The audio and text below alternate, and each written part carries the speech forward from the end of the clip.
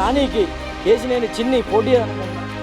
కేశినేని నాని గారి గెలుపు ఆల్రెడీ ఖాయమైపోయింది. కేశినేని చిన్ని అనేవాడు జనాల్లోనే కనపట్లేదు. ఆయన భూ కబ్జాలు, భూ కుంభకోణాలు హైదరాబాద్లో బట్టబయలయ్యాయి. కేసీఆర్ నాని గారంటే విజయవాడ పార్లమెంట్ ప్రజలు కాదు, యావత్ ఆంధ్రప్రదేశ్ అలాగే దేశవ్యాప్తంగా ఆయనకంటూ ఒక బ్రాండ్ ఉంది. ఒక పోస్టల్ అడ్రస్ ఆయన రావాలన్నా కేసీఆర్ నాని అని కింద కేరాఫ్ ఉంటేనే ఆ అడ్రస్ కేసీఆర్ చిన్నికి వస్తుంది. కేసీఆర్ నాని యొక్క పేరును అడ్డం పెట్టుకొని ఈరోజు పార్లమెంటు స్థాయిలో వ్యక్తిగా నేను పోటీ చేద్దామని చెప్పేసి పెద్ద పోటీగాళ్ళగా ఈరోజు పార్లమెంట్ పరిధిలోకి వచ్చాడు. ఈయన బతికేంటో ఒక నెల రోజులు ప్రచారం చేసుకోగానే బయటపడిపోయింది. టీడీపీ పార్టీకి తెలిసిందే, వాళ్ళకి ఎంతసేపటికి అమ్ముకోవడాలు బేరాలు పెట్టుకోవడాలే తెలుసు. దాని నిదర్శనమే ఈరోజు స్థానికంగా ఉన్న సీట్లు కానీ ఆయన పర్సనల్ ఇమేజ్ ఉంది కాబట్టే కదండి. పర్సనల్ ఇమేజ్ పవన్ కళ్యాణ్ ప్రజలు ఎవరు నమ్మే పరిస్థితి లేదు. ఆయన పిచ్చిగా అభిమానించే కుర్రవాళ్ళు ఉంటారు, వాళ్ళలో సగం మంది కోట్లు ఉండొచ్చు, ఉండకపోవచ్చు. ఆంధ్రప్రదేశ్ ఎన్నికల్లో 2024 ప్రస్తుతం మరి హీట్ పుట్టిస్తుందని కూడా చెప్పుకోవచ్చు. ముఖ్యంగా విజయవాడ పార్లమెంటులో ఇద్దరు బ్రదర్స్ పోటీ చేస్తున్నారు. కేశినేని నాని, కేశినేని చిన్ని. కేశినేని నాని హ్యాట్రిక్ కోసం చూస్తుంటే కేశినేని చిన్ని మరి లోక్సభలో అడుగు పెడదామని చూస్తున్నారు. వీరిద్దరి మధ్య రసవత్తమైన పోరు జరుగుతున్న నేపథ్యంలో విజయవాడ ప్రజల అభిప్రాయాలు తెలుసుకునే ప్రయత్నం చేద్దాం. విజయవాడలో ఒక రసవత్తమైన పోరు జరుగుతుంది కేశినేని బ్రదర్స్ మధ్య. ఏంటి అసలుకి కేశినేని నానికి కేశినేని చిన్ని పోటీ అనుకుంటున్నారా? కేశినేని నాని గారి గెలుపు ఆల్రెడీ ఖాయమైపోయింది. కేశినేని చిన్ని అనేవాడు జనాల్లోనే కనపట్లేదు. ఇప్పుడు వరకు ఏ ప్రచారంలో కనపడినట్టు దాఖలా లేవు. ఎందుకని ప్రచారంలో చేయాలి కదా. అసలు ప్రచారాల్లో కనపట్లేదు. ఆయన ఇచ్చిన అఫిడవిట్లే తప్పు. ఆయన భూ కబ్జాలు, భూ కుంభకోణాలు హైదరాబాద్లో బట్టబయలయ్యాయి. ఈ రోజున చిన్ని దగ్గర డబ్బులు అయిపోయాయి. వీళ్ళందరూ దండేసుకున్నారు. బోండా ఉమ్మ కానీ వీళ్ళందరూ దండేసుకున్నారు డబ్బులు. ఆయన దగ్గర రూపాయి చిల్లి కావలేవు. బయటకు వస్తే నాయకులు ఒక్కొక్క నియోజకవర్గానికి 15 కోట్లు, 20 కోట్లు, 30 కోట్లు ఇస్తానని చెప్పి ఏదో ఆశ పెట్టాడు, మభ్య పెట్టాడు. ఇప్పుడు ఎమ్మెల్యే క్యాండిడేట్లకి డబ్బులు ఇవ్వడానికి ఆయన దగ్గర డబ్బులు లేవు.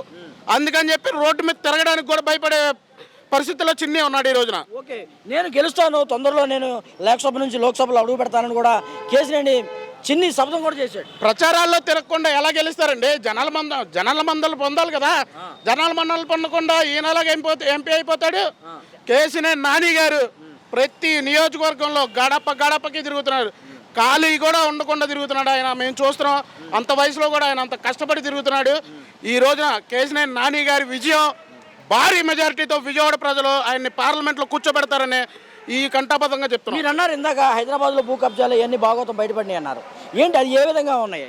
ఆయన చేసిన అక్రమాలు, భూ దందాలు మొత్తం ఒక్కొక్కటిగా వెలికి చేస్తున్నారు. ఈయన విజయవాడలో తిరిగే ప్రసక్తే ఉండదు. ఆంధ్ర రాష్ట్రంలో కాదు, తెలంగాణలో కూడా తిరిగే ప్రసక్తి ఉండదు. కానీ చెప్పుకుంటున్నారు తెలుగుదేశం విజయవాడ గెలవబోతుంది, ఖచ్చితంగా 7కి 7 నియోజకవర్గాలు గెలవబోతున్నారని కూడా ఒక ప్రచారం అయితే చేసుకున్నారు తెలుగుదేశం వాళ్ళు. అదేనన్నా, ఇంట్లో కూర్చొని ప్రచారాలు చేసుకుంటే జనాల్లో ఓటు వేయరు. ఏదైనా రాజకీయాల్లో ప్రజల మధ్య ఉండి ప్రజల తోడు కోరుకోవాలి. అంతేగాని ఇంట్లో ఉండి మేము పంపించేస్తాం, డబ్బులు ఇసి రాస్తామంటే రాజకీయాల్లో అవదన్నా.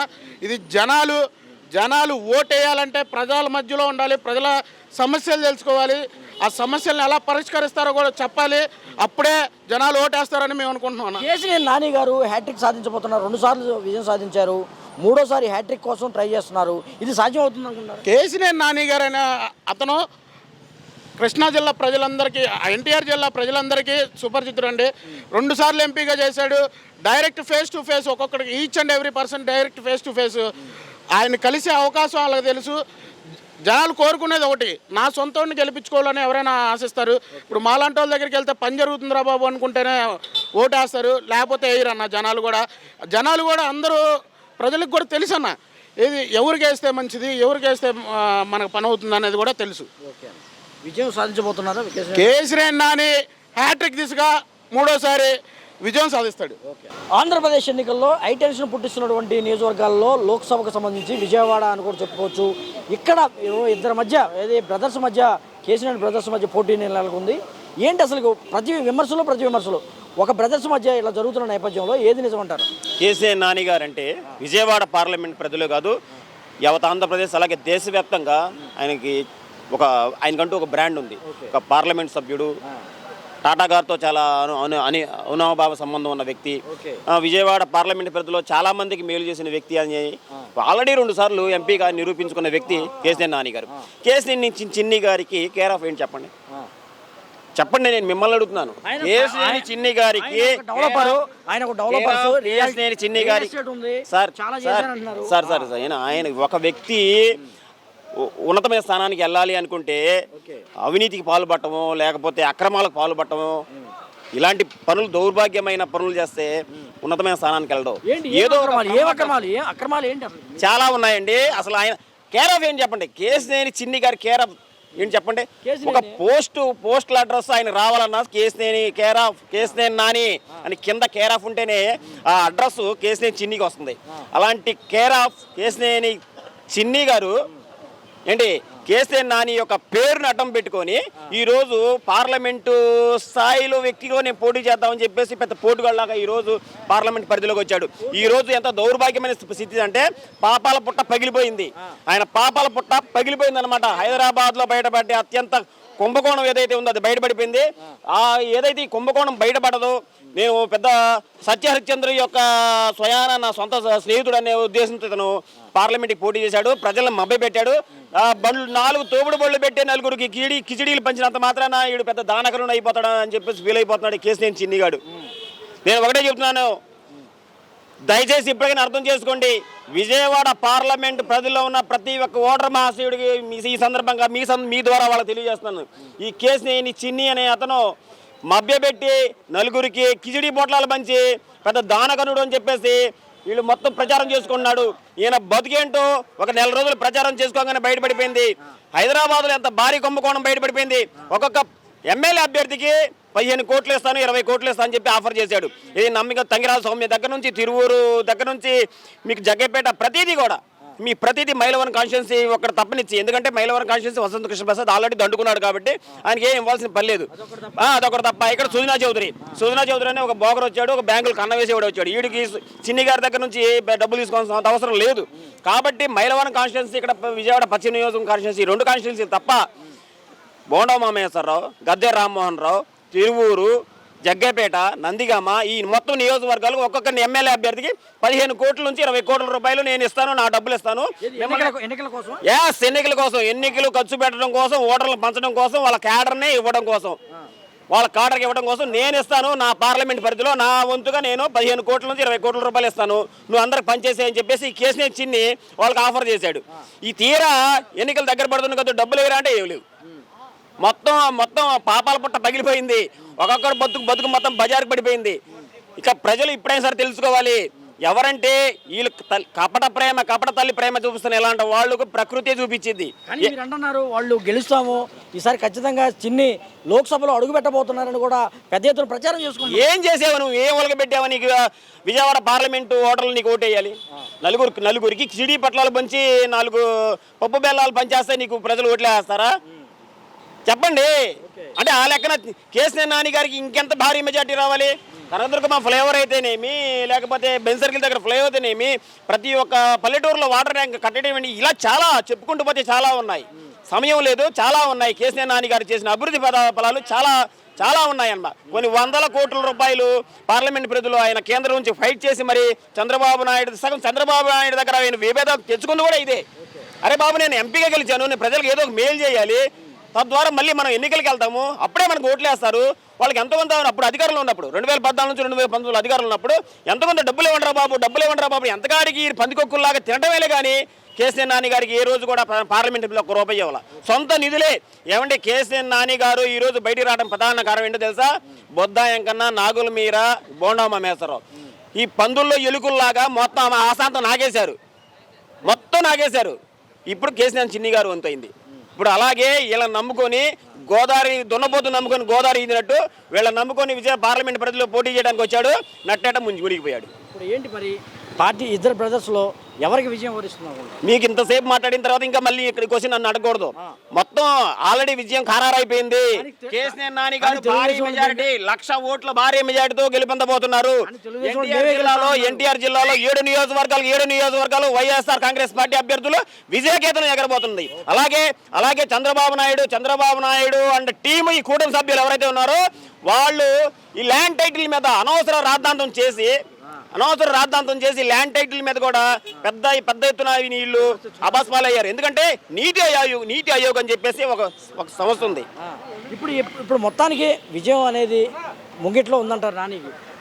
విజయం ఆల్రెడీ ఖరారైపోయింది, ప్రజలు డిసైడ్ అయిపోయారు. రేపు 13వ తారీఖు ఎప్పుడు వస్తుందా అని ఎదురు చూస్తున్నారు. విజయవాడలో ఒక రసవత్తమైన పోరు జరుగుతుంది. ఇద్దరు బ్రదర్స్ మధ్య, కేసీఆర్ నాని, కేసీఆర్ చిన్ని మధ్య పోరు జరుగుతున్న నేపథ్యంలో అసలు ఎవరిది విజయం అంటే ఏం చెప్తారు మీరు? విజయం ఎవరిదనేది పబ్లిక్ మ్యాండేటు, ఆల్రెడీ పబ్లిక్ మనసులో ఫిక్స్ అయిపోయి ఉన్నారు. గత 10 సంవత్సరాలుగా విజయవాడ సిటీకి అభివృద్ధి పదం అంటే ప్రతిపక్షంలో ఉన్నా కానీ అధికార పక్షంలో ఉన్నా కానీ ఆయన ఏ రోజు కూడా కాంప్రమైజ్ అవ్వకుండా 14-19 అధికార పక్షంలో ఉన్న కేసీఆర్ నాని గారు, 19-24 కూడా ఇప్పుడు ప్రతిపక్షంలో ఉన్నా కానీ విజయవాడ ఫ్లైఓవర్స్ తేవడం కానీ, టాటా ట్రస్ట్ ద్వారా ఫండ్స్ తేవడం కానీ ఆయన పాత్ర నిర్వర్తించారు. అవన్నీ కూడా ప్రజలు అబ్జర్వ్ చేశారు.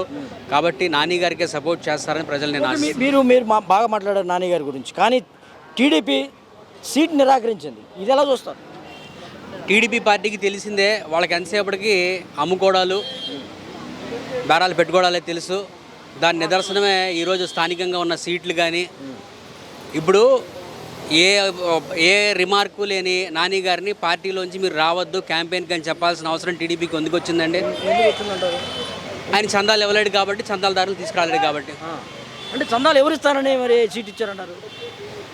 ఎవరికి? ఇప్పుడు వాళ్ళ తమ్ముడు ఉన్నారు కదండి, చిన్ని గారు.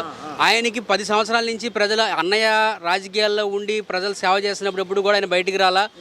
ఈయన చంద్రబాబు గారితో డీల్ కుదుర్చుకున్న కాడి నుంచి ట్రస్టులు గుర్తుకొచ్చినాయి. ప్రజలకి మంచి చేయాలని చెప్పి మెడికల్ క్యాంపులని, క్యాంటీన్లని, ఈ ఫస్ట్ నుంచి కూడా అందులో 10 పైసలు చేసినా సరే నిజంగా ఆయన జెన్యూను ఏదో ప్రజాసేవ కోసం డబ్బులు ఖర్చు పెట్టాడు అనుకుందామని.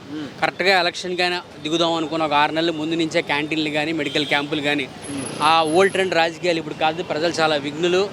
జగన్మోహన్ రెడ్డి గారు ఏ విధంగా అయితే మనకి ఇంటింటికి పథకాలు చేరవేయడానికి సచివాలయ వ్యవస్థ పెట్టిందో ప్రజలందరూ కూడా అన్నీ ఆలోచించే పరిస్థితి వచ్చేసిందండి. ఎవరు మంచి, ఎవరు చెడు, ఏది కరెక్టు. గతంలో ఇలాగ ఆలోచించి చంద్రబాబు నాయుడు గారు అప్పట్లో పసుపు కుంకుమ అని చెప్పి ఆడవాళ్ళకి 10,000 రూపాయలు వేసి మనం గెలిచేసాం అనుకున్నాడు. ఇప్పుడు కూడా కొత్తగా వచ్చే చిన్ని లాంటి నాయకులు కూడా, చిన్ని గారు లాంటి నాయకులు కూడా ఆఖరిలో మెడికల్ క్యాంప్ పెట్టేశాము, 10 సార్లు అన్న క్యాంటీన్లు, 10 రోజులు అన్న క్యాంటీన్లు పెట్టేశాము, అది చూసి మనల్ని ప్రజలు నమ్మేస్తారనుకుంటారు. అది చాలా తప్పు. కానీ కేసీఆర్ నాని అనే నాయకుడు 2 సార్లు టీడీపీలోనే గెలిచాడు. ఇది మర్చిపోకూడదు. అంటే టీడీపీ గట్టిగా ఉన్నట్టే కదా ఇక్కడ. టీడీపీ గట్టిగా ఉంటే టీడీపీ నాని గారి ఇమేజ్ లేకుండా మీరు అన్నట్టు ఓన్లీ టీడీపీ ఉండుంటే టీడీపీ విజయవాడలో 2 సీట్లు ఎలా గెలిచిందండి? అక్కడ నాని గారు గెలిచారు కదా, మరి ఆటోమేటిక్గా ఉన్న సీట్లన్నీ కూడా టీడీపీ గెలిచేయాలి కదా. ఆయన పర్సనల్ ఇమేజ్ ఉంది కాబట్టే కదండి. కేవలం పర్సనల్ ఇమేజ్తోనే గెలిచాడా? నేను కేవలం పర్సనల్ ఇమేజ్ అనట్లేదు సార్, ఆయన పర్సనల్ ఇమేజ్ ఉండడం వల్లే గెలిచారంటున్నాను. ఇప్పుడు నిజంగా క్రాస్ ఓటింగ్ నాని గారికి జరగకుండా ఎమ్మెల్యేకి పడిన ఓటే పడుంటే కనుక వైసీపీని ఎంపీ కొట్టేది కదండి. ఆ మంచితనం ఆయనకి చూసే కదండి జగన్ గారు. ఆయనకు అవమానం జరిగినా సరే హక్కును చేర్చుకుని జగన్ గారు ఇక్కడ అన్కండిషనల్గా సీట్ ఇవ్వడం జరిగింది. ఓకే, మీరు కేసీఆర్ నాని వ్యక్తిగతంగా గెలిచాడని మీరు చెప్తున్నారు. ఈసారి ఎలా గెలవబోతున్నారు? ఏ పరిస్థితి? ఇప్పుడు ఏ విధంగా అయితే మా ఎమ్మెల్యే క్యాండిడేట్లు అందరూ కూడా 5 సంవత్సరాల్లో మేమేం చేసామో చెప్పుకుంటూ ప్రజల మధ్య తిరుగుతున్నాం. నాని గారికి కూడా అది ట్రాక్ రికార్డు ఉంది. విజయవాడకి ట్రాఫిక్ కష్టాలు తీర్చడానికి ఫ్లైఓవర్ల ఏర్పాటు అయితేనేమి, అలాగే రూరల్ ఏరియాస్లో వాటర్ ట్యాంక్స్ కానీ, ఇప్పుడు కొండపల్లిలో వాళ్ళకి అప్లిఫ్ట్ చేయడానికి వాళ్ళకి కమిటీ ఏమంటారు కమ్యూనిటీ ఒకటి ప్రిపేర్ చేసి వాళ్ళకి డిస్ప్లే సెంటర్లు, కమ్యూనిటీ హాల్స్ అన్ని పెట్టడం కానివ్వండి. డెడికేటెడ్గా ప్రతిపక్షంలో ఉండి కూడా పనిచేశాడు. సెంట్రల్ గవర్నమెంట్ నుంచి ఇప్పుడంటే బీజేపీ పొత్తులో ఉంది, అప్పట్లో బీజేపీతో పొత్తు లేదు వాళ్ళకి. గత 2 నెలల క్రితం నుంచే కదండి పొత్తు, 4 రోజుల క్రితం నుంచి పొత్తు. ఓకే, అంటే తెలుగుదేశం వాళ్ళు అదే నమ్మకంతో, అంటే జనసేన కలిస్తే మాకు ఖచ్చితంగా గెలుస్తాము, ఓట్ల శాతం పెరుగుతుందని కూడా ఒక నమ్మకంతో ఉన్నారు. ఇది జరుగుతుందా లేదా? ఓట్ ట్రాన్స్ఫర్ అనేది ఖచ్చితంగా జరగదు సార్. ఎందుకంటే పవన్ కళ్యాణ్ని ప్రజలు ఎవరు నమ్మే పరిస్థితి లేదు. ఇండివిజువల్గా పవన్ కళ్యాణ్ గారు పోటీ చేస్తే వచ్చే ఓట్ షేరు ఓటింగ్ ఏంటంటే పవన్ కళ్యాణ్ గారు ఇప్పుడు ఆల్రెడీ చంద్రబాబు గారిని చూసాం, జగన్ గారిని చూసాం, పవన్ కళ్యాణ్ కూడా అవకాశం ఇద్దాం అనుకుని ఎవరన్నా ఓటేసే అవకాశం ఉండేదేమో. కానీ ఈయన పాత చింతకాయ పచ్చడి స్టైల్లోనే పాత స్టైల్ రాజకీయాల్లోనే నేను ఇంకోళ్ళకి సేవ చేస్తాను, నేను బతుకుతాను అని చెప్పి చంద్రబాబు గారికి ఎప్పుడైతే సపోర్ట్ చేశారో ఆయన ఓట్ బ్యాంక్ అంతా ఎళ్ళదు. ఆయనకు పిచ్చిగా అభిమానించి కుర్రవాళ్ళు ఉంటారు, వాళ్ళలో సగం మంది కోట్లు ఉండొచ్చు, ఉండకపోవచ్చు. కాబట్టి అది పెద్ద థ్రెట్ అని నేను అనుకోవట్లేదు.